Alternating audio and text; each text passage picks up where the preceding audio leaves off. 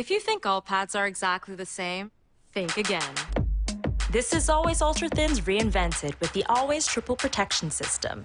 This pad wicks gushes 90% faster, absorbs even more so you can feel dry, and locks odors in. Rethink your pad for up to 100% leak-free and odor-free comfort with the totally reinvented Always Ultra Thins. This is always like never before. Thank you guys for what you do for HBCU athletics. This is a fantastic avenue for all of us. This is our ESPN, so we love what you guys do. Brian, AD, Roy, all you guys at BCSN. We really appreciate what it is that you guys do for us.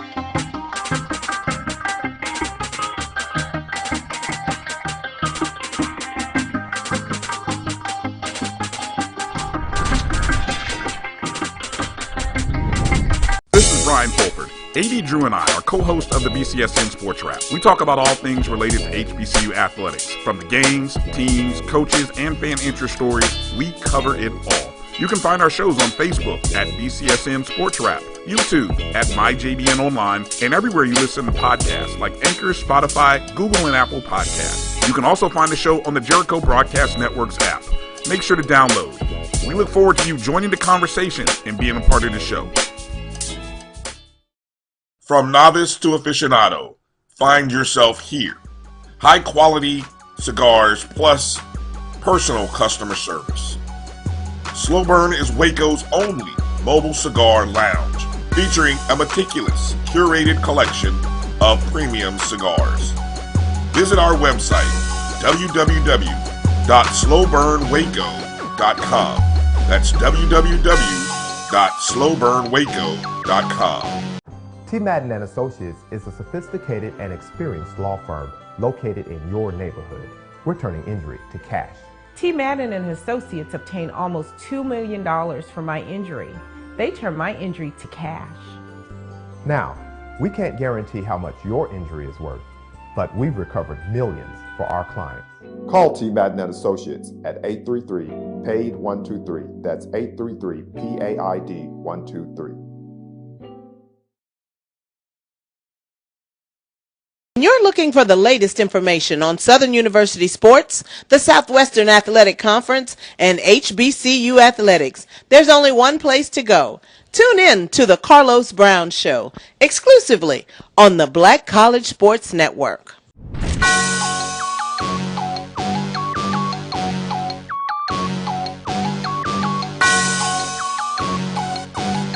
Yeah. I love my HBCU. And boy, I love it, love it. I love it, love it. I love my HBCU. And man, I hope my team they won. I hope my team they won. Yeah, man. I hope my team they won. I hope my team they won. Yeah. I tune into the HBCU Sports Lab to see if my team won or lost. If they lost, I'm quiet as a mouse. But if they won, keep tab. I'ma do the dab, yeah. Dr. Cavil, he know what he be talking about. Mike and Charles, they know what they be talking about. They compress the analytic data with your hip hop. If you know them like I know them, they gon' tell you if your team, if they won or lost, and who the ball. So listen to Professor, yes sir, and pay attention, cause he gon' teach a lesson. This is Dr. Lil inside the HBCU Sports Lab with Mike Washington, Charles Bishop, AD Drew, Joshua Sims Sr., and BJ Jones. As you note, several individuals are out on assignment. They literally were out on assignment covering games and couldn't quite get it done. Charles, credit to him. He's getting extra bonus points. He was covering it and he's on. Extra credit goes to AD Drew. He's on the road covering games, covering more games, writing up things, and he's still on. Shout out to these gentlemen. Shout out also goes in terms of the cigars. Charles Bishop, here's your cigar. No doubt. Ready to go on the road and get a tough victory. Yeah. We have Brian and AD. Brian is behind the scene doing production. His family Rattlers, shout out to Roy, went on the road, got it done. Tough contest, but second half, they pull away and get it done. Shout out to Joshua Sims Sr. to open up MEAC play. I won't bury the lead. Tough contest. You see the refrain? But they get it done. That's what championship caliber teams do. Shout out to BJ Jones. He'll be on the second segment. I can't leave him out. His Southern Jaguars got it done as well in terms of that, as they were on the road. So a lot of the top teams were on the road and got it done in terms of this week. So again, welcome to episode 488 of Inside the HBCU Sports Lab radio show and podcast, the show that's covering the sporting HBCU dash for all things HBCU sports. From our institutions large and small, from the NEIA to the NCAA, we share insights and information on the HBCU sports culture, HBCU athletic aesthetics, to facilitate the story of HBCU athletic programs in the business of HBCU sports. We simply, for short, just call it the HBCU sports pedagogy. I'm your host, Dr. Kenyatta, along with my co-host, Mike Watch and Charles Bishop. We're filming from our home studios and sending a signal live, as we do at times, KQH, with the Radio Hall of Famer, multi-Hall of Famer Ralph Cooper. He was up late covering the game as well. Shout out to him. He got a lot of footage and interviews of our question post game from both Coach McKinney and Coach Simmons. Good stuff. Had a blast with both coaches, mainly Coach Simmons, because obviously he came on the brighter side of that, but Coach McKinley was upbeat and spirited as he continues to push through. We're sending a show from home out of greater Houston, Texas, with Texas Southern University as the lead. With that being said, let me go to you, Charles. How you doing this morning? Doing well. Like you said, Ralph Cooper out last night with him. You know, the Godfather was Godfathering last night. So yeah, when he called, you better yes, indeed. So got a chance. Like I said, you mentioned it early. Championship teams, they go on the road and they get it done. We had a great opportunity last night to catch FAMU Rattlers in town, taking on Texas Southern. Good ball game. But like you said, championship teams, that's what they do. They go on the road and they make it happen.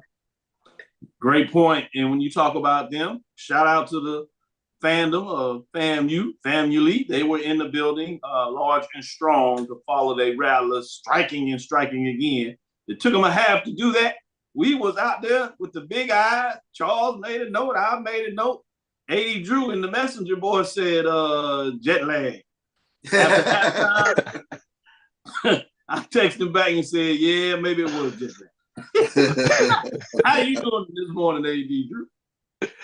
Doing fine, fellas, doing fine. You know, this week at the FCS level, everybody went chalk, and y'all missed it because all of the drama this past weekend was at the Division II level when it comes to our HBCU games, with a couple of dramatic victories, close calls, and an upset or two. Everything was at the while everybody SWAC, BIAC, independent went chalk this week. Y'all missed it while y'all were paying attention to all that other stuff. I stuck an eye on it. You know, I try to catch it all, and you're absolutely right. And great lead-in. But before we have our lead-in, we'll talk about the top 7 rankings. And as you said, at the major division level, it went chalk. No one lost. We have 2 out of the mid-major that went tumbling down the track, if that's what you would want to refer to this week. But with that being said, we wanted to show some love to Jeremy Musa. Charles got a great interview. Jeremy Musa was 17 of 32, 180 yards, 2 touchdowns. Did have the interception, but he also rushed 4 for 15 and got in the end zone rushing as well. So he was a big proponent of the quote unquote comeback victory. With that being said, let's get into that video right now. 3, 2, 1. Jeremy, you guys started off a little bit slow tonight, but you guys picked it up in the third quarter. Big touchdown right before halftime. How much did that turn the momentum? Yeah, I mean, it was good to cut the lead in half. The first couple drives, self-inflicted. We were moving the ball well. We didn't come away with points. So, it was important to, get those points on the board. We did a good job. We talked about winning the middle 8. We got, touchdown before half and a touchdown coming out of halftime. So, great job to our offense. Who's the swag? let me ask, 52 yards at halftime rushing, but you finished with over 250 yards rushing. Yeah. How big was it to get the running game up and going tonight? It was huge. I mean, when you can hand the ball from third down and move the sticks, you know, it makes my job easy. Hats off to the big boys. You know, that was really something we emphasized this week, and, you know, they took the challenge and did well. Thank you. So it has worked. Dr. Cavill's inside the HBCU Sports Lab. Great job, Charles. Appreciate that. You just quickly in terms of what your thoughts on Gary Musa. A great interview you did there, live shot. We appreciate that. Show some love for the family rally. No doubt. Great interview talking with Jeremy in terms of breakdown of the game last night. Good stuff. With that being said, let me get into these major division games, and then we'll come back to the lead that AD Drew talked about of chaos, or at least near upsets and some upsets in the mid-major division where they were having all the fun. But in the major division at number 7, Alcorn State Braves defeated Arkansas at Pine Bluff. UAPB Golden Lions 31-7. It was close as for the first score for homecoming went to the Golden Lions, but not much after that. With that being said, as we talk about my neighbor, Mr. Dennis, I heard him up early this morning, moving around. So shout out to him. I got a chance to speak to him before we came on the show. He's feeling pretty good about his Braves, and I can tell you're going to report his lawn will look good this morning. He already have signs out there, stay off my grass. It's green. He's trying to get it ready. So shout out to him as he gets going with some big matchups in the next couple of weeks for the Braves. At number 6, Alabama A&M Bulldogs did not play, and so they stay at 4-3, 2-2. For the Alcorn State Braves, they improved to 4-3, 3-1. So they're now tied with the Prairie View A&M Panthers that are also 3-1. At number 5, Southern Jaguars defeated Bethune-Cookman Wildcats 28-18. Back and forth close matchups, but Southern Jaguars go on the road and get it done. 4-3 overall for them, and they also improved to 3-1. So it's a 3-way tie at the top of the Western Division with those 3 teams. At number 4, Jackson State Tigers defeat Mississippi Valley State Delta Devils 21-6, 5-2, 3-1. Shout out to the defense of Jackson State as they harassed that young quarterback who was gamely, kept the game close. Shout out to the Delta Devils defense themselves in the penalties that were causing problems and fumbles on the offensive side for Jackson State. But shout out to the defenses. They just harassed, sacks, hurried, rushed, whatever you want to call it. They were just all in the way, in a positive way for the Jackson State Tigers. Number 3, Tennessee State Tigers do what you're supposed to do to a team that is winless on the season. They jump on them and jump at them 54-0. But the attendance is still an issue down there where they have less than 3,000 fans for that game. Just pointed it out since y'all keep bringing it up. It wasn't me. They improved. I told y'all overall, or 1-1 exactly in the standings in terms of the conference race. They get back to conference play as they play conference games all the way through now. Should be interesting to see what they can get done in terms of the Tennessee State Tigers. Eddie George is still fussing about the attendance, I should say again. Number 2, North Carolina Central Eagles. As they get into conference play, they run up against Morgan State Bears. I would argue that this is the best HBCU defense, one of the top defenses in FCS. The problem is their offense is polar opposite, and it makes it troubling. But they found a way to stay in this game, and it was Central Eagles that pull away late, and even Morgan State continued to fight to score a late touchdown. 6-1 improvement on the Eagles. 1-0 in conference play, the most important part. And they keep on moving. At number 1, Florida and the Rattlers go down 14-0, get a late touchdown, 58 yards with less than a minute left to trim the lead. They get the ball coming out of the locker room, score, and it's 14-14 before you know it. They move going away 31-21, 6-1, 5-0 on the season. At the mid-major level, you have at number 7, Edward Waters Tigers defeat as they continue to surprise the world. They defeat Albany State Golden Rams 31-27, close contest, great one. That SIAC, boy, it is going to be fun down the stretch. It actually has been great the last couple of weeks, I should say. Maybe even several weeks if we take it back that far. 5-3, 5-2 improve meant on the season are the Tigers. At number 6, Fayetteville State Broncos defeat Johnson C. Smith. That's a Johnson C. Smith Golden Bulls that were playing some really good football, but they've lost 2 straight, so they fall to 6-2 Fayetteville State. The Broncos improved to 6-2 and 6-0 as they control that Southern Division, it seems now. And number 5, Miles Golden Bears, they defeat number 3, Allen Yellow Jackets, 28-21, as the Yellow Jackets go down. The Golden Bears improved to 6-2, 5-1, and are chasing that elusive number 2 seed to play for a championship. It should be good, as Adrian told us, going down the stretch. I don't know. It will be fun to find out who sits in that second place. Not sure if you want it, but hey, you'll take your chances in the championship game. Number 4, Virginia Union Panthers defeat the Lincoln, Pennsylvania Lions 57-0. They're streaking. Just when you wanted to bury the Panthers, they quietly now improved to 7-1 and 5-1.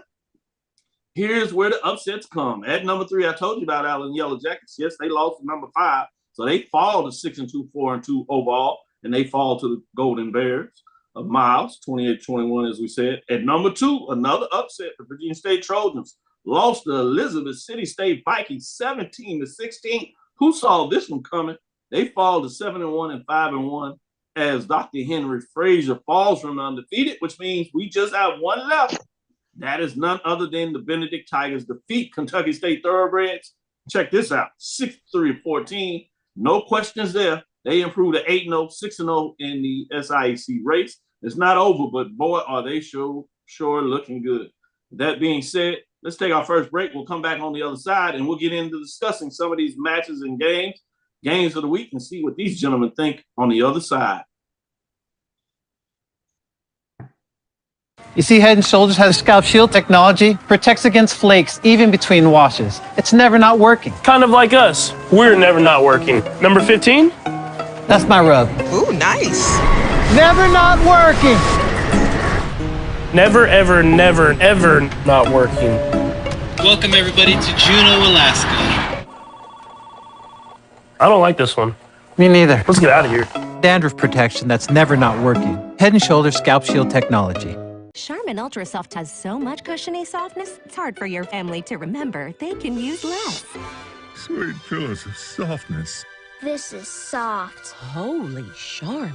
Oh, excuse me. Roll it back, everybody. Sorry. Charmin Ultra Soft is so cushiony soft, you'll want more. But it's so absorbent, you can use less, so it's always worth it. Now, what did we learn about using less? You gotta roll it back, everybody. We all go. Why not enjoy the go with Charmin? For 200 years, Montgomery, Alabama has been making history by people who had the courage to stand up for change. Today, this riverfront city has been reborn, embracing the past and looking forward to the future. From the National Memorial for Peace and Justice to the stage of the Alabama Shakespeare Festival, this is where history was and is made. We are proud to call Montgomery home, and together, we can be the change. I'm returning to Clinton Parish, and Tampa's my community. I grew up here, went to school here, and my wife and I make our home here. What makes Tampa special are its people. So when I represent someone injured in my community, it's personal. Call my office and speak to a real lawyer and not some referral service. I will fight the insurance companies to get the settlement that you deserve. At the law office of Clinton Parish, we take the pain out of being heard. It's never too early to plant the seed, to share the tradition, and instill a sense of pride in your HBCU with your little ones. HBCU Pride and Joy Children's Boutique helps you share your school spirit with a wide selection of adorable kids apparel and accessories officially licensed from your favorite HBCU. Visit hbcupridejoy.com and follow us on all social media at HBCU Pride Joy on Facebook and Twitter. Press the analytic data with your hip hop. If you know them like I know them, They gon' tell you if your team, if they wanna lose, and who the ball. So listen to Professor, yes sir, and pay attention, cause he gon' teach a lesson. This is Dr. Mills inside the HBCU Sports Lab. As you see, we have BJ Jones in the house. I did give you your cigar, but you here. I just want to make sure you have congratulations on the road victory in Jacksonville. It was in terms of what what's going on there. As now it's a three-way tie for the first place. Prairie View, Alcorn, and Southern 3-1. Those teams play each other. Prairie View and Southern, couple of weeks. Should be interesting. In a couple of weeks, we also have Alcorn and Southern, which will be just as good. So a couple of more games in the way before that, and they may get interesting. We'll see. But going down the stretch for the Western Division should be intriguing. Looks like all but the East is wrapped up, but we don't want to take too much. This next weekend will tell us the story in that, and we'll talk about that in the last segment. Kind of get your eyes on some matchups that you want to keep your eyes on and why. With that being said, let's get into our mid-major classic game of the week. First one here, Jacksonville, Florida, Breast Cancer Awareness Day, game color, pink. In terms of that matchup, the number 7 Edward Waters improved to 5-3, 5-2 as they defeat what would be total ranking of Albany State Golden Rams at 14, 4-4 as they fall overall season. In conference play, they fall to 4-2. Classic matchup, good game. Edward Waters is learning how to win, and they win close ones, 31-27 in this matchup. Eddie Drew, what are your thoughts on this game here? We've come up with, I coined the phrase MEAC-ish for the crazy stuff that happens in the MEAC conference. We're going to have a new phrase, SIAC-chaotic, SIAC chaotic. That's what we have now, SIAC-chaotic. As by the way, sounds like a true diagnosis. and by the way, there is a sale on high blood pressure medicine in Duval County as Edward Waters once again gets everybody's pressure up and waits until the absolute last moment to win. Is there a more cardiac team than Edward Waters is, at least in this 2023 season? Having to get a score, a 3 and out, and then another score to win the game coming down the stretch. So it was 84 yards, Dr. Cavil, going down the stretch, and then they get the game-winning touchdown with 8 seconds remaining in the ball game. And I don't know how many more phrases Joshua Jackson has in his repertoire, but this team is making him come up with every phrase that he can to describe these game-winning touchdowns. Great point. With that being said, Charles, what were your thoughts on this matchup? Number 12, Langston Lions, they improved to 5-2. They've won 5 straight games. They're 5-1 in the conference now. They defeat Arkansas Baptist Buffaloes, who are 1-7, 1-5. This is after the Buffaloes came off their victory over Texas College, so they were feeling decent about themselves. But the Langston Lions kind of shut that out real quick. It was homecoming, so everybody went home happy in Langston, Oklahoma, W.E. Anderson Stadium, as they beat up on the Buffaloes 51-20. You talking about having Buffalo on the plains. I'm not sure if that's appropriate in Oklahoma just because of the history. But with that being said, the Lions did take care of business. I'll put it that way. And what are your thoughts in terms of that matchup? Like you said, Dr. Bill, everybody went home happy. Anytime you put a 50 spot up on the team, and like you said, all that good stuff that they were feeling coming into their game, that's done now. 51 points, a great job by Langston, homecoming victory. You can't say enough about that in terms of what they were able to get done, and they should be able to slide on up in your mid-major poll this week. Let's see where they pop in. I'm interested in that, and as you said, we won't bury the lead. We'll get into that in the major division games, but early in that Tennessee State, as the mics were really working well, and I guess that's because of the attendance thing at Tennessee State. Somebody's like, come on, Tigers, let's put up the 50 spot. I will say this, they did answer the call, so another team put up that 50 spot. With that being said, let me go to this next matchup and go back to you, Drew, in terms of Fayetteville State. You're going to have to do Joshua's type honors as he is in traveling. Fayetteville, North Carolina, Luther Nick Gerald Stadium. It's a homecoming affair as well. You have number 6, Fayetteville State Broncos, 6-2, 6-0. They defeat number 8 Johnson Smith Golden Bulls, who fall to 5-3, 4-2, 14-7. You talking about a team that finds a way to win. They win close, and they'll play it close to the best, but they don't care because they find the W. Talk about this matchup, Drew. Well, you took my lead. They find a way to win. It's not pretty, but they found a way to win. And I mentioned this to Brian last week on the BCSN Sports Lab when we were doing our picks contest. Until someone in the South shows me that they can beat Fayetteville State, then I am going to lean on the Broncos. They are the king of the hill in the South. And until somebody shows me that he can be the home or away, home away or neutral, I don't care where it is. They are the team that's going to come out and be in that championship game once again. So, but here's the thing. Johnson C outgained Fayetteville 192-114 on the ground. Fayetteville State did win the turnover battle though. So it's just ugly. It is truly ugly how this game occurred. But once again, we'll see the Broncos in Salem, Virginia in about 3 weeks. Good stuff, Drew. Perfectly said when you talk about, hey, we just find a way to get it done. And they coming out to Fayetteville State is not new. So until somebody else proves it, why pick against it? It certainly should be the safe bet. With that being said, talking about safe bets, we're going to go to Electric Homecoming, which is always a safe bet when you talk about Fairfield, Alabama. Sloan Alumni Stadium. It was an intriguing one, at least a great matchup. There's something about the Golden Bears. They know how to entertain as the Bears get it done this time at home. The number 5 Miles Golden Bears improved to 6-2, 5-1, and they defeat the red hot number 3 Allen Yellow Jackets 6-2, 4-2. They fall on the road, obviously, 28-21 in terms of this matchup. I'm going to go to UBJ to talk about the whole game, but I'm going to go to AD Drew first because he was there in terms of breaking down the first half. Tell me what you saw in the first half, and BJ Jones, we'll see what you say in terms of the whole game. Flip that, Doc. I got the second half of the game.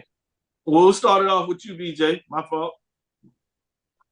Allen jumped out early. They did what you needed to do. Hey, man, Miles College homecoming. If you're watching this, man, put that on your list, man. One of the best HBCU homecomings that you will see. Hey, yes, sir. I've been there. It was. Yeah, man, it was electric yesterday. And Allen jumped on them early. It could have been 21-0, Doc. It was real close to being 21. So Allen throws that screen pass, and the kid cuts back inside, and the kid from Miles literally got the shoestring. If he missed, there was nothing there. And I think if that score goes to 21-0 at that particular point, we're having a different conversation today. But kudos to Miles College. You saw them claw their way back in. You saw a really heavyweight fight in that second half. But if you're Allen, if you're Coach Teddy Keaton and that bunch over there, you're thinking coulda, woulda, shoulda. They had some opportunities to put that game away before Miles College was able to get on the board and wasn't able to capitalize on that. Shout out to Coach Sam Shea and that staff at Miles College. They just keep chugging along. And Doc, I have circled on the calendar when AD's Drew's boys come in from Macon County to Fairfield, Alabama. I think that's going to tell us who is going to face off against Benedict in the SIAC championship game here in Atlanta. So let me ask this question: if Miles sees Benedict again, if Miles sees Benedict again, could we have a different story? If Miles holds on to the ball, yes. Yeah. Good. I don't know. That's the neutral site. I'll pay to see it. I'll pay good money to see it. It says it all right there. If you pay good money to see it, I'm paying my money as well. Eddie Drew, talk and break down and analyze the second half of that matchup. I told y'all they started their game late on purpose because they had to wait till it got a little dark outside before the fireworks began. That's what happened in the second half. The fireworks began, and it began with the Miles defense. after coming out, scoring their first touchdown to open up the second half, then you saw a pick six, then you saw fumbles, then you saw everything else led by that Miles defense, either scoring or setting the offense up with a very, very, very short field in which they were able to capitalize on and get back. I mean, what was it, 35 points in the third quarter, if I recall that correctly, between the two teams? 48 of them by Miles, 7 of them by Allen. I mean, that's the whole thing. How many points did Miles score today? 48 points. They all occurred in the third quarter.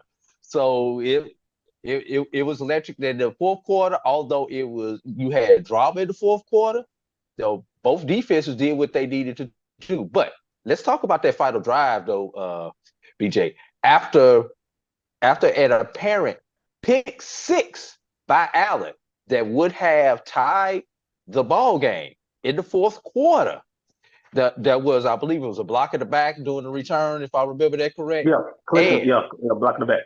Yeah, and this is why you don't do this. You had a double penalty because you had the live ball penalty, which was the block in the back or the clip, and then you had the celebration penalty afterwards on the touchdown that didn't count. When he did whatever he did to dive into the end zone, it was a pretty celebration. But when you don't get that touchdown, you just cost your team that. But David Wright still took the ball with the opportunity to win the game, and it comes down to the final play, and the Miles defense stops him on the 5-yard line as he decided to take off. So walk me through that final play. I mean, David Wright has to know he has to get the ball out of his hands and at least give somebody a chance in the end zone, right? Yeah, but when you drop 9, like Miles did, that was no choice but for him to try. Yeah. But there was no choice. I believe it was like 23-12, was about 23, 25 yards, somewhere up in there. They had to go for that final score. It was ball was somewhere on the 20s. And they literally dropped 9. So he had to take off with the ball because if he throws the ball, it's probably going to be a pick or batted down. And he tries to make the play with his feet. And one thing that you got to remember, David Allen, you're good. You're a decent runner, but you're not Clyde Peter. Clyde Peter, I would have gave a better chance of running through that and getting that touchdown at the end. David Wright, a little bit small in the frame, they were able to get him. They let him get what he could. All right, let's put this drama to bed. Let's tackle him on the 5, y'all. Let's give these people something to cheer about on the end. And that's exactly what the Golden Bear defense did. Charles, you've been talking about this, had a great interview with Willie. You can find some of these questions out there about dropping 7, 8, and in this case, 9 people, and the challenge of what that looks like, how more folks are doing it.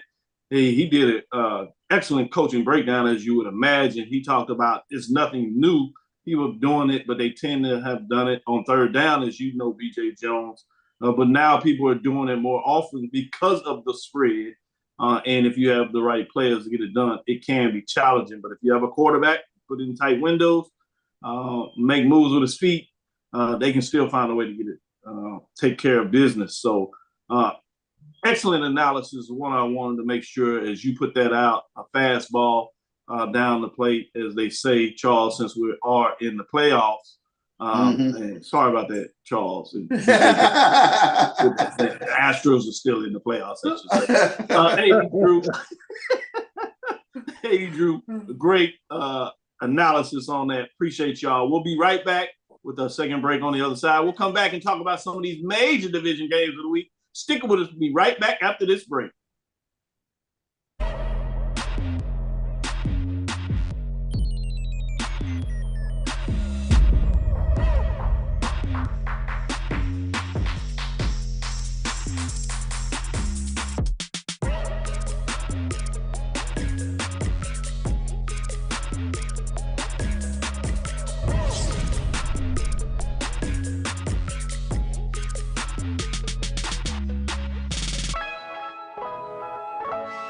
If you think all pads are exactly the same, think again. This is Always Ultra Thins reinvented with the Always Triple Protection System. This pad wicks gushes 90% faster, absorbs even more so you can feel dry, and locks odors in. Rethink your pad for up to 100% leak-free and odor-free comfort with the totally reinvented Always Ultra Thins. This is always like never before. Thank you guys for what you do for HBCU athletics. This is a fantastic avenue for all of us. This is our ESPN, so we love what you guys do. Brian, AD, Roy, all you guys at BCSN. We really appreciate what it is that you guys do for us.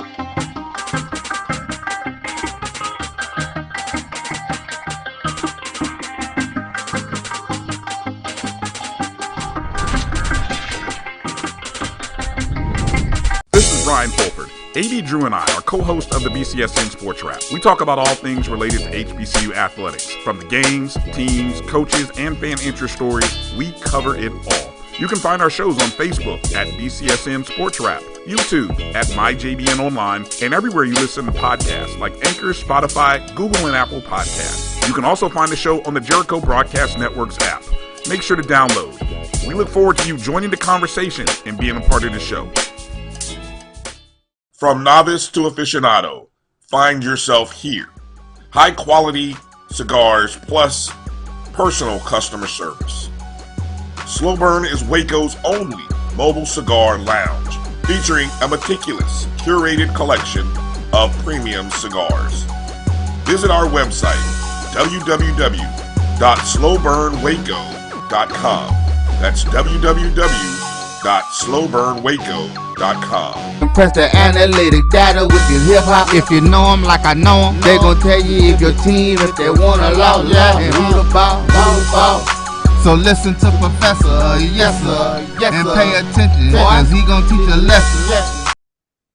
This is Dr. Mills inside the HBCU Sports Lab. We have literally the gurus, football and HBCU style analytics going on. With this team here, boy, they're going to bring you information and perspectives that you really can't get anywhere else. As we just had in our past segment, we're going to go into the major division games of the week and get you inside a big one. As you start off conference play, I'm not sure if you can get much better game than this in terms of just how competitive it was. Baltimore, Maryland, huge stadium. You had the number 2 North Carolina Central Eagles get it done, 6-1. You can tell why they are the champ. They know how to win. They improved to 1-0 as they start the MEAC race off, defeating the overall ranking I have for Morgan State Bears is 16. They fall to 1-5, 4-1. But I want to get your thoughts on this in terms of the best defense. Certainly, I know you'll say one of them, but man, boy, they hold their own on the defensive side. Great game, and just those that love defensive football, it was played there. And shout out to the Eagles as they stood up to the task. I know Morgan State's offense is not where it is, but credit to the Eagles. We don't necessarily think about them on the defensive side of the ball, but it was them that made sure that they brought home the victory in many ways throughout this game. With that being said, the Eagles get it done 16-10. BJ Jones, I know you watched this as I did. What were your thoughts on it? Man, Morgan State is so good defensively. Man, and everyone was saying the same thing on Twitter. Man, they are a quarterback away. They are. Man, Morgan State. And this is the scary part about Morgan State, Doc. You watch that game on Thursday night. How many times did you hear freshman, redshirt freshman, true freshman, sophomore? That is a young football team. And what Damon Wilson and that group is building in Baltimore, I said this on Thursday night. You better get Morgan State now. You better get them now because, I mean, in the future, man, they are going to be something to deal with, man. And you saw they were not intimidated by North Carolina Central. They came in, they had a game plan, they stuck to it, and they underthrown ball here or there that could have went for touchdown. We're having we're having a completely different conversation. But shout out to Coach Trey Oliver. Davis Richard didn't have his best day, but when he needed to make the play, he made it. So North Carolina Central survived in advance, and now you got another big one on Thursday night when you got old Buddy and the boys coming in another Thursday night when I think it's going to be another barn burner. And North Carolina Central is looking to find a way to get it done against South Carolina State. That's one of the only hitches in their giddy up the last couple of years. This is not the traditional Buddy Feud team, but he's going to be up for it. And since the Eagles are wanting to get it done, it should be fascinating in terms of another great Thursday night game. I'm not sure this one will be as close. With that being said, Drew, did you want to put any final thoughts on that North Carolina Central Eagles Morgan State Bears game? Yeah, kind of piggyback off of what BJ just said. Styles make fights. And when you get into conference play, and I kind of was alluded it at this last week, you know, everything Central has done has been non-conference. But when you get into conference play where everybody knows everybody, especially in the MEAC where you have to play everybody year in, year out, there could be teams that just have your number and just know your personnel better than those non-conference opponents who just getting up, yeah, if we win, fine. But if not, oh well. But this is when it counts. Morgan did what they needed to do to stay in this ball game. And BJ, does Morgan kind of remind you of where Central was about 2-3 years ago? You knew they were close, they were on the cusp, and they were just a player or two away from taking over the conference and dominating it. We saw it for a couple of years as Central was making their rise. They were challenging the A&Ts. They were challenging the South Carolina States, but could not get over the hump. And then finally, they got over the hump last year and have continued to win going into this year. But that's what this Morgan State team reminds me of Central maybe about right pre-pandemic and then coming right out of the pandemic. That's what they remind me of. So let me ask this question. When a team, BJ, is offensively challenged, great defense, but offensively challenged, what is it that they can do to try to generate something? I mean, are you waiting on some sort of a turnover and some good luck, or what is it that you can do to drive 80 yards when you are offensively challenged? Well, usually you're not going to drive 80 yards. You got to have a big play. You got to try to bust one, or you try to manufacture points, whether it's by turnover, whether it's by special teams. You got to manufacture those points. And I'm going to tell you, it's frustrating on the defensive end to know how well you're playing and it's not turning into the W's that you want it to be. It can fragment a locker room. Go ahead. Can I throw in something on that? Yeah, go ahead. Also, something else that helps you when you're a team that's offensively challenged is a good punter. Because you may only wind up getting to say you're 40, but if you got a punter who can turn the field over, flip the field, your defense comes out, do what they need to do, hold the team to a 3 and out. You wind up getting the ball back about the same spot where you turned the ball over at last time on the punt. So now you're going down, and now you've got an opportunity to get in scoring position on the second drive if your defense is that good. So in addition to what BJ said, with the defense set you up with short field, you need a good punter who can flip the field and put the other offense with their backs up against the goal line, and then your defense holds, and now you get the ball back somewhere around midfield. And then when you only got offense that can go 30 yards, that 30 yards just puts you down on the cusp of the red zone where you can get a field goal or possibly get that one last big play to get you that touchdown. Good point. Great points. We saw that even though the defense at Texas Southern is not known to be that, but because of some of the inefficiency of Bethune-Cookman last week with Texas Southern, we saw that early in that matchup where the whole first half, at least first half and half of the second quarter, were paid on essentially Bethune-Cookman's side of the ball, where they would punt them deep, take it down there, pin them deep, they get the ball back, they were at the 40-50, and they finally were able to make enough plays or big plays and get in the end zone to score some early points in that matchup. So great points that you make there by both you and BJ Jones. With that being said, I'm going to punish Charles today. He's the tough man. He can do it. We're going to go to East Greensboro, North Carolina, Truist Stadium, the Coastal Carolina, formerly known as the Colonial. This is the game that's usually reserved for Joshua Sims Sr., But no, seriously, we needed an independent matchup. And this was a home game. Richmond Spiders played a lot of HBCUs. So I was interested to see if they could get it done, not to be as the Richmond Spiders improved to 5-3, 4-1, playing better football of late, particularly in the conference play.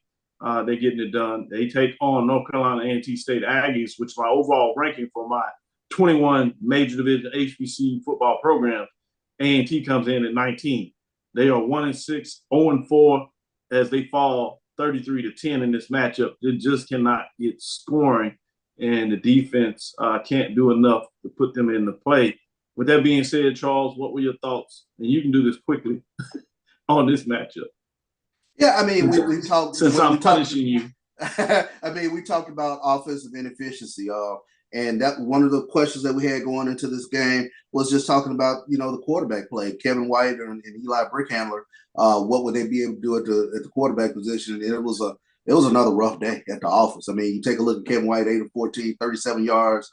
Eli Brickhandler did come in for one attempt, but just offensively, they can't get much done, if anything done. I mean, they have to rely solely on the running game. They produced 108 yards yesterday, but it's just not enough. They just don't have, or maybe they have the playmakers. I'm not sure what it is, but they don't have a playmaker at quarterback, and that's a killer.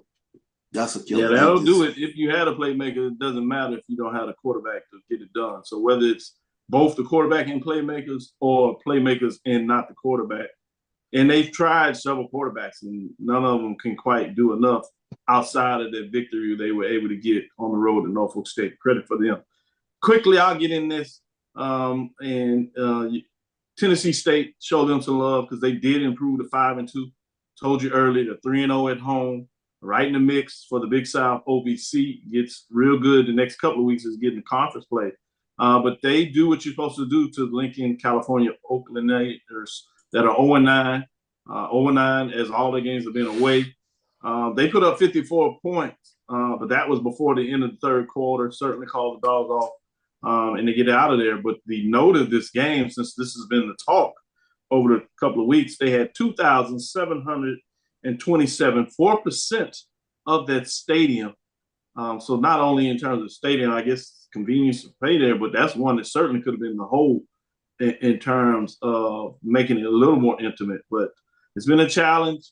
The Heat was not answered by Coach as he has to bring the fans out. We'll see maybe in conference play as they continue to win the 5-2. Will that get them out there? So I just wanted to throw that in there since we didn't spend a lot of time on the Aggies. With that being said, let's go to Washington, D.C. Green Stadium, homecoming. Man, we had our ESPN crew on the call, ESPNU, Tiffany Green, Jay Skywalker, and he was honored at halftime with the last undefeated team.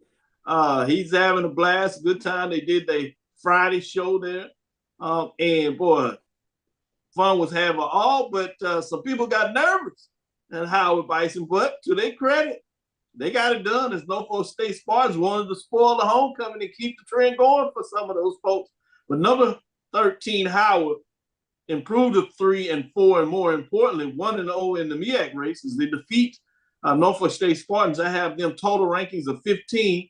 They fall to 2-5, 0-1, and it was a late score by the Bison as they trailed most of the games, and then a interception on the 1-2 yard line where Spartans couldn't quite get it in to spoil it. So yeah, it was a thriller in terms of Washington D.C. Green Stadium for homecoming for the Bison getting it done, 27-23. BJ Jones, what are your thoughts on this? Hey, man, I thought Dawson Odom said pull one out for a minute. Man. Yeah. I thought he had one for a minute, man. His own tricks. Hey, man, Norfolk came out, man. They jumped on Howard early. And then this guy named Eden James. Oh, man. Man, that kid's special. Eden James, Williams, the quarterback, they came alive, and that last touchdown by Norfolk, that entire drive was a thing of beauty. I'm sorry, that last drive by Howard was absolutely a thing of beauty. to go up. And it seems like when momentum swung, it swung. It's like Norfolk couldn't do anything right. They couldn't tackle anymore. They couldn't find the open receivers anymore. It was just rough. But hey, man, it was literally the tale of, I want to say the tale of two halves, but it was really the tale of 2.5 quarters versus a quarter and a half. And Howard found a way to get it. And if you're Howard, the only thing that you want to do is survive in advance, all the way up until you get the face off against those Eagles. And they did it. So, man, shout out to Coach Larry Scott and the Bison squad. Shout out to my girl Erica and all the Bison out there. They got the win on homecoming. Anybody else want to? Yeah, shout out to the X's and O's. Yeah, behold the green and gold. They could not get the hold. I tell you that. I'm gonna ask all of y'all this one real quick. What is it about conference play that people may not understand? And it probably seems obvious in a lot of ways. But, a top team, a number one team, number two team, can come in, or a team that is heavily favored for whatever reason. And you just get these games, even if they're able, to their credit, to pull it off. You get these games that are tougher than you thought. Charles, you want to jump in there first? Yeah, I think we touched on it earlier. I mean, it's the familiarity of knowing these teams. And at this point in the season, there's enough film out on, all of your little fun stuff that you like to do. And you really start to see teams schematically, they're really game planned up for these games. So those are the things that really jump out around this time of the year, because now, the newness is gone. We know pretty much what you're going to see week in, week out now. BJ Jones? Nobody's intimidated. Everybody knows you. It's like, man, you get that new kid in the school. He's new at your school. But we've been knowing him, and you're impressed by every little thing that he does. But that group that been knowing him for a long time ain't impressed by that. Who is he? Ain't nobody. You know what I mean? Wait till we see it. You know what I mean? And it doesn't. And when we see it on every level, I mean, who would have thought that Virginia would have beat North Carolina last night? I mean, who would have thought that Arizona would have stuck around with Washington last night? And that's what you get. Texas Southern and Florida A&M last night. Texas Southern was not intimidated by anything that FAMU did on last night. It's just, I know you're familiar with me, and everybody else is shocking in the rule of what you do. I'm not. Mm-hmm. Good one. AD Drew, you want a piece of that? I call it the forest effect. You got these trees in the forest. The seeds fall off of the trees and beget new trees. The seeds don't blow away. That's the conference. You look at these coaches with the good coaches. They have a tree, assistants, coordinators, and everything else. A lot of times, those people stay within that conference because these conference presidents and these conference ADs are not stupid. They know that coach so-and-so has had success within our conference. So I'm going to go get his OC, his DC, his linebacker coach, his whatever coach, and bring him onto my staff. And hopefully, I can catch lightning in the bottle also. And as these trees start begetting other trees, I know what Coach BJ Jones over there likes to do. I know his tendencies because I spent 3 years on his staff. I know what Coach Bishop wants to do because I spent 2 years on his staff. So now I bring in this knowledge, whether I'm the head coach of this program or a coach or the staff of another program, because everybody knows everybody, because a lot of them have their roots in the same forest.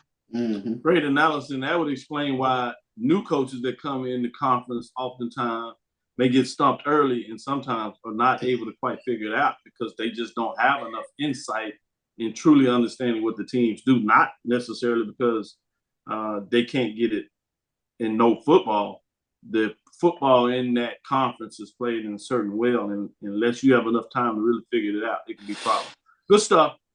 Last game, we'll do this quickly, take our last break, come back and talk about some big matchups next week. With that being said, FAMU, number one FAMU Rattlers, 6-1 as they improve to 5-0 in the conference at number 12 ranked Texas Southern Tigers, 2-5, 1-3 as they fall. 31-21. They jump out, as we said, 14-0. And then the Rattlers scored 31 straight points before the Tigers scored a late touchdown in that matchup to have the final score of 31-21. Charles, what are your thoughts in terms of this matchup? I mean, good teams go on the road and make things happen, and we saw it again last night. They took a couple of right crosses across the jaw early, 14-0, and Texas Southern was really dominating. I thought the line of scrimmage early. Ladarius Owens, he was running right through FAMU's defense, but that score right before halftime, I thought was the momentum changer in that game. It really turned things around. And you can't say enough about FAMU. They had only 52 yards at halftime, but they finished with over 250 yards. I think 255 yards rushing. And that was definitely one of those things that just jumps out at you. I think Jeremy Musa talked about it. But and just my experience with Jackson State and FAMU really looked that part last night as Jackson State over the past 2 years. When that snowball starts happening, and that defense becomes a feeding frenzy. And you saw that happen in the second half. They really got after Jace Wilson pretty good. I think at one point, Texas Southern 5 or 6 straight punts. And it was all just FAMU like, okay, enough. And it's like they took over the control of the game. So you can't say enough about FAMU last night.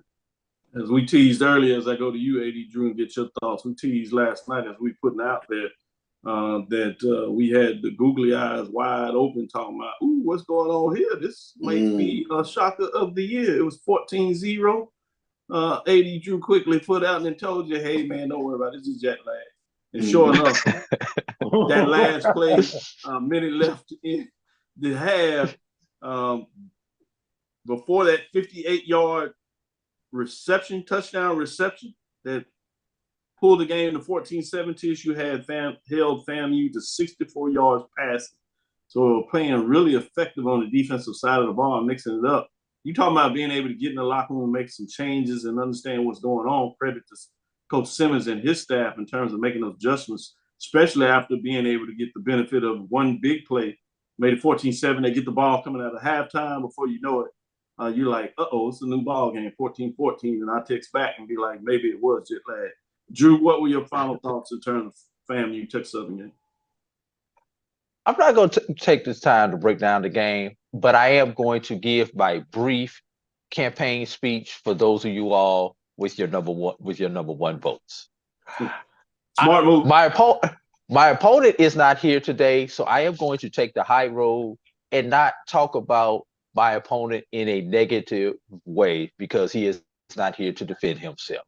But I just want to point out a couple of things to you people. We played an opponent in Texas Southern that we have not faced since 2017. My opponent played a foe that they face every year. So we were unfamiliar with our opponent, which is why our opponent was able to go up on us early. But we did score in the first half.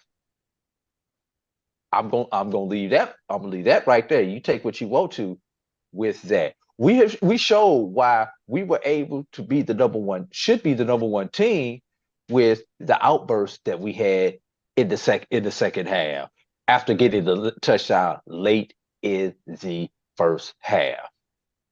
We have grinded it out within our conference for 6 games now. For 5 games. They just getting started. So you may think about the incumbency because they've been doing all this stuff. I'm here with you within my conference doing what I need to do to earn your vote. My opponent is just getting started in this conference. He's late to the game. Oh, good. I take this one. Uh-oh. Go ahead. Before I let DJ take and get a piece of this, let me give a shout out to my Center for Justice as we have a tag, and you sound like in a lot of ways this Houston mayoral race. Shout out to Professor Lydia Johnson, Dr. Carla Braley, and Dr. Howard Henderson as they keep me informed about the political scene, particularly in Greater Houston on many different levels. And boy, You sound like those folks doing their speech out there for real. With that being said, BJ Jones, what did you want to say in closing on this FAMU Texas Southern? As the lieutenant gubernatorial candidate, I would like to say that our opponent has made strong points, and we would like to apologize for our gubernatorial candidate not being available today, but he sent me in his place. He would like to say, if you look at our wins in said non-conference, they are greater than our opponent's wins in their non-conference. If you look at the totality of those wins and the margins of victory, the win-loss records of those opponents, we've done more than prove ourselves worthy of the number one spot. I understand that our opponent has ventured out into an unfamiliar land on yesterday and was able to remain victorious, and we applaud them for that.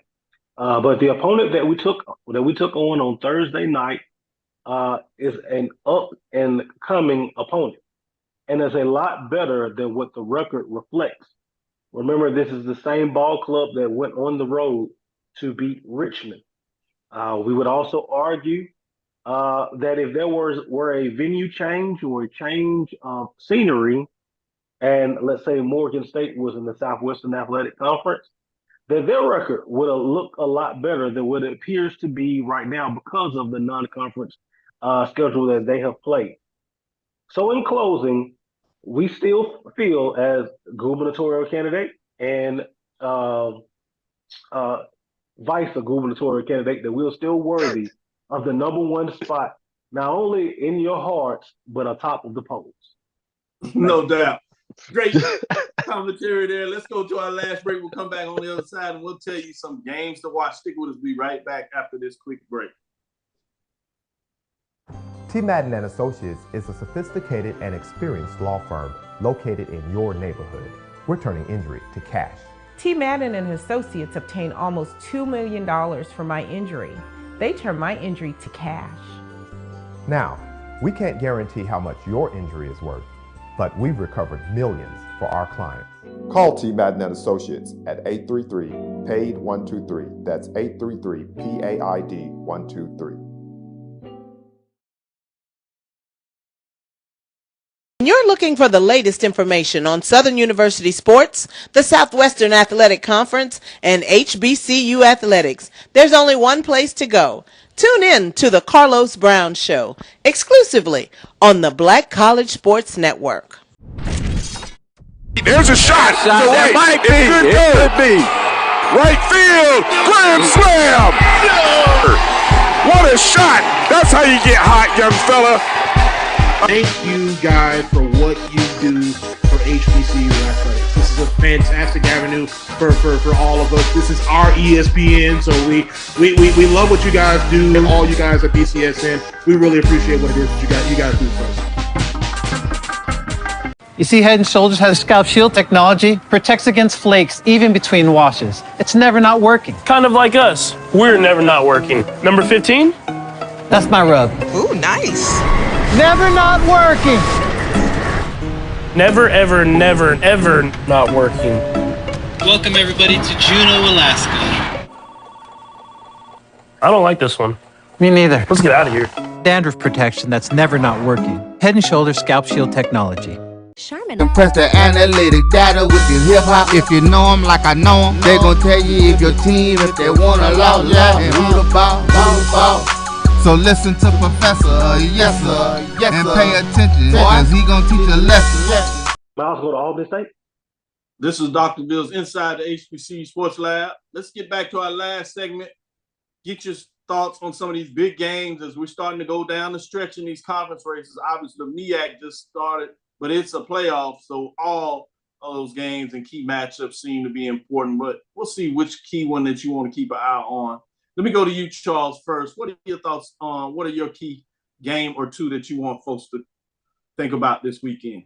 Major division, we got a huge one with Prairie View going to FAMU. I think that's going to be huge with Prairie View coming off of a bye week, taking on the Rattlers. But another one that's just off the radar, but I think it's going to be a good one. Allen, homecoming. Edward Waters coming in for Allen's homecoming. The Cardiac Cats are coming to Allen for that one. So that one is one to watch. SIC just gives you everything that you want to love. They give you top 5 matchup, top 7 matchup, week after week after week. Beautiful. With that being said, BJ Jones, what direction you going this week? I'm going to the SWAC. And there's 2 matchups we're going to be looking at. Florida A&M and Prairie View. It's homecoming down on the highest of 7 Hills. FAMU wins that ball game. And we go up 65 at Birmingham, Alabama. Magic City Classic, Alabama State, Alabama A&M. Alabama State, if they pull it off against Alabama A&M, Florida A&M has wrapped up the Eastern Division of the Southwestern Athletic Conference before we get to November. That's crazy, but you're absolutely correct. That's the games to keep your eyes on because it can put a big fat bow on it in terms of this early in the season. We can't even get to November before it's done in the East. Who would have thunk it? With that being said, I'm fascinated about some of these key matchups as they continue to go, but I want to go to AD Drew. What are your thoughts on some key matchups this week for you? A couple of them. Going back to that Florida A&M Prairie View for homecoming, the importance of this outside of wrapping up the East is the potential for who may host the SWAC championship game. Because should Prairie View upset FAMU, that opens it up where Prairie View, if they were to win the West, could possibly have that home field advantage for the SWAC championship game should those two teams be tied in the final standings because they will have the head-to-head. BJ mentioned Allen, Edward Waters.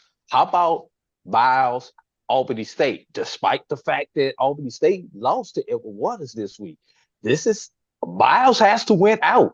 So this is still an elimination game for these two teams as Albany State tries to find a way to stay relevant in the SIAC race. And one last one, a little quiet one I want you guys to keep your attention on is Florida Memorial and Southeastern. Let me see who's the whole team over there. Florida Memorial goes on the road to Southeastern. Florida Memorial quietly is putting themselves in position to get to the NAIA playoffs. A victory over Southeastern will better make their case so that they could get in, if they do not ultimately win the Sun Conference, to be able to receive an at-large bid to the NAIA playoffs, as I believe they either expanded from 16 to 20 or from 20 to 24, but I know they added 4 teams to their playoffs for this year. Oh, good pieces of work there. I'm going to stay in the CIAA, and this game all of a sudden becomes important for multiple reasons, and we never would have thought that.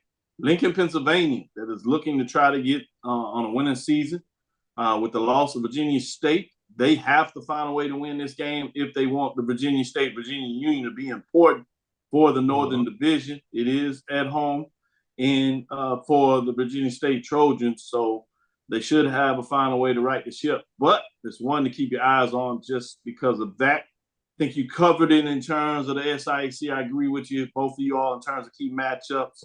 MEAC, when you get into in terms of what that looks like, you got to keep your eyes on that Thursday night game with South Carolina State and North Carolina Central. As what kind of gifts will they give Buddy on that one? Is 6:30 ESPNU in terms of that matchup with Buddy Pugh. To your point, can he pull a little magic out that hat and make it interesting? Both of them are 1-0, so this game becomes important there. Will North Carolina Central find a way to turn it on and finally dust off and get a win against old Coach Buddy Pugh? With that being said, for Oliver there. The other game that is quietly that you want to keep your eyes on in terms of the SWAC, it's not going to get a lot of attention. It's not even going to be televised. But Texas Southern going to Southern. Texas Southern has had Southern's number the last 2 years. It's been in neutral sites. This is key with Southern being at 3-1. They want to keep their eyes with the Braves and Prairie View coming to town. They have their own hopes and dreams in terms of playing for a championship solely on their shoulder if they can get those victories. They need this one first before that counts. So it'll be fascinating. Texas Southern, in their mind, are still in the race based on how things fell out last year. So they're going to keep playing. Charles, you had another one? Yeah, every coach I talked to at FAMU last night, they said to a man, Ladarius Owens is the truth. So that's going to be a real interesting matchup with Texas Southern going to Southern. Yeah, no doubt. That's the pin I'll put on it. That'll do it for us today. I hope you enjoyed Dr. Ville's Inside the HBCU Sports Lab with Mike Washington and Charles Bishop. Joshua Sims Sr. said he'll be back next week. Mike will be back in the lab next week. With that being said, Charles, cover me as the wife is traveling. So it's Deuce and I. We got to make sure we get it right because I'll never be forgiven if this gets out of control and too much on the house party. So, Charles, in terms of Deuce and I, we're going to have a little fun, but we're not going to get out of trouble. At least y'all make sure y'all keep it quiet. Don't tell the missus. I know. It's 3 men in a baby week. You got the cleaning crew already hired, Dr. Cavil. Come in and clean up after the wild party. Oh, it's already hired. We coming in and cleaning. House going to be cleaner than when she left. Thank you for listening inside the HBCU Sports Lab. Make sure you share our podcast with your friends and colleagues. I am Dr. Kenyatta, Dean of HBCU Sports, coming from inside the lab in the College of HBCU Sports with Mike Washington, Charles Bishop. Hey, BJ Jones, fly on that jet and get on down here, man. This party going to be one to remember.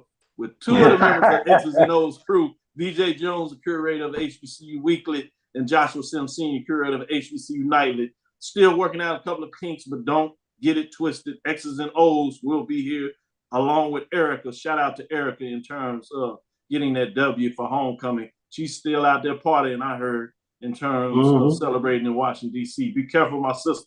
We hope you enjoyed. Again, we want to thank you for listening to Dr. Ville's Inside the HBCU Sports Lab. And for all the Rattler fans that called me, checked on me, I appreciate you. As you were asking for the restaurant descending on Houston, again, congratulations on the victory. The Panthers will be down there and see what we can do to ruin that homecoming. Not so fast, not for real. With Mike Washington, Charles Bishop, every Tuesday and Thursday. Check us out, 6 o'clock Central Standard Time. And obviously, you know, Sunday morning at 9 a.m. We look forward to next week as we discuss the latest in the news. Follow me, Dr. Kenyatta, DrKenyattacavil, Twitter, Facebook, and Instagram. That's DrKenyattacavil. Check us out on HBCU Nightly. They ask the right questions. I might drop a nugget. Appreciate the shout out, BJ Jones on Twitter, in terms of telling people to go check it out. The comments I said there. Dream big, continue to move forward. We will talk with you soon. Charles. Of course. AD. Lecture. BJ. Dismissed.